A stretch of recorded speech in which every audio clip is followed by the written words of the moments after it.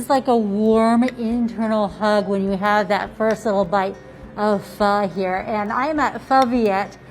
This is owned by our first generation American family, is Vietnamese. Peter Vu, good morning to you. Good morning, Jamie. Thank you for having me. How did you master the pho? Mom really wanted you to learn the culture. Right. Yeah, growing up in Tennessee, we didn't really have many Asian restaurants, so it was all mama's cooking. After work, she'd work all day, and after work, she'd come home and cook with the family. She'd lay down a newspaper, and she'd actually, cook and actually tell us about the dishes from Vietnam, so that way we wouldn't forget about our culture growing up. I hear that the people who lived in your dorm in college, they loved you. Why?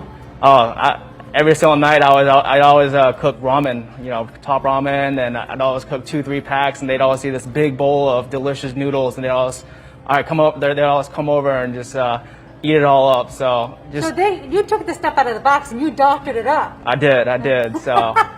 But tell me, for folks who don't know, what is pho? And it really takes a lot of love and time. It does, yeah. Pho is actually a staple in Vietnam. It's actually a rice noodle soup.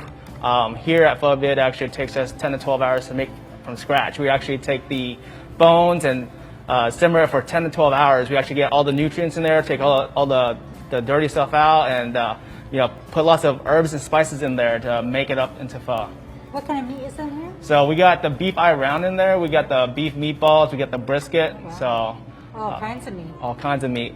Okay, walk me around the table real quick, because you said we were not going to have egg rolls like this anywhere else. Right, yeah, so these are our homemade egg rolls. We actually make from scratch with, made from pork. We got carrots, noodles, and all sorts of delicious stuff in there. For our sauce, it's a staple in Vietnam. We actually have a fish sauce. It sounds kind of weird, but it tastes delicious, trust me.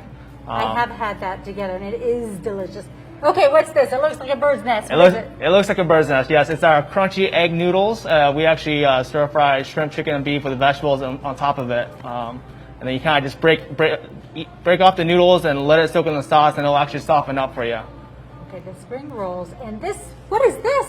This is vermicelli. It's called bún thịt nướng in Vietnamese, but it's a bed of rice noodles with lettuce, cucumber, carrots, with your grilled selections on top. Right here, we've got our lemongrass grilled beef, grilled pork, the egg roll.